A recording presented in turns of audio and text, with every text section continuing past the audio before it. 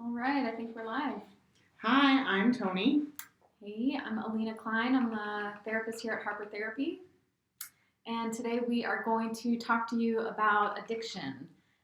We are doing a series of Facebook Lives about this because we're gearing up for a family group that we are doing for family members of addicted loved ones. So today, the first of this series, we're going to talk about the disease of addiction and talk about the disease concept.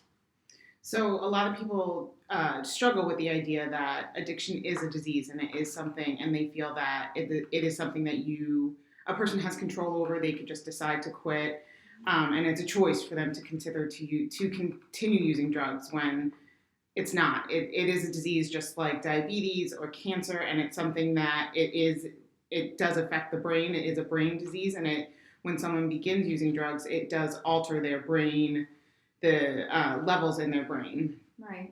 So when we talk about the brain, it's hard because like addiction seems like a choice.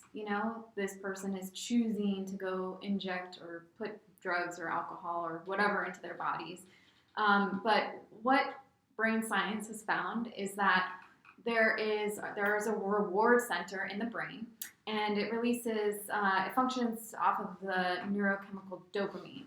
So dopamine is naturally occurring in the body, and it is something that we get from doing normal things. It really is there to promote healthy behavior. So like eating releases dopamine. Hugs, sex releases dopamine, right? Those are things that we do naturally that are just like human behavior that we need to survive. What happens when someone uses drugs or another addictive substance is that more dopamine is released, and the reward center gets hijacked. So someone who has an addiction, their reward center is more prone to getting hijacked. And so what happens is that over time, they need more and more of the drug to get the same dopamine release and the same effect. The brain gets used to the dopamine release, and it wants more and more. So that is how it works in the brain.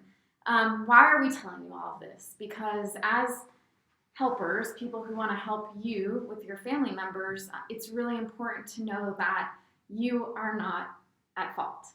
And on the opposite side, you cannot fix it, right? Just like you wouldn't be able to fix someone who has diabetes or cancer. They do need to get professional help and to have resources that will help them get better. Our goal here at Harper Therapy is to help you navigate what it's like and how to find coping skills to deal with someone who has addiction, because it's a disease that affects the whole family. It's not just your person is sick and that's it. It's something that everyone has to go through together, whether you like it or not. Yeah, and just because you cannot directly help that person, you can still help yourself. And by getting that help, you can indirectly then slowly begin to help that person. Right. So many people are dealing with this disease, even if they're not directly addicted, and feel very helpless and powerless over what to do. So we really want to help families come together to talk about this issue and to find solutions for themselves to grow and heal. So that is the very short summary of the addiction as a disease. We will be talking more about this moving forward, but again, if you're interested in getting help for yourself as a family member of an addicted loved one, please reach out to us. Our phone number is 813-434-3639, and we are here for you. Thank you. Thank you, guys.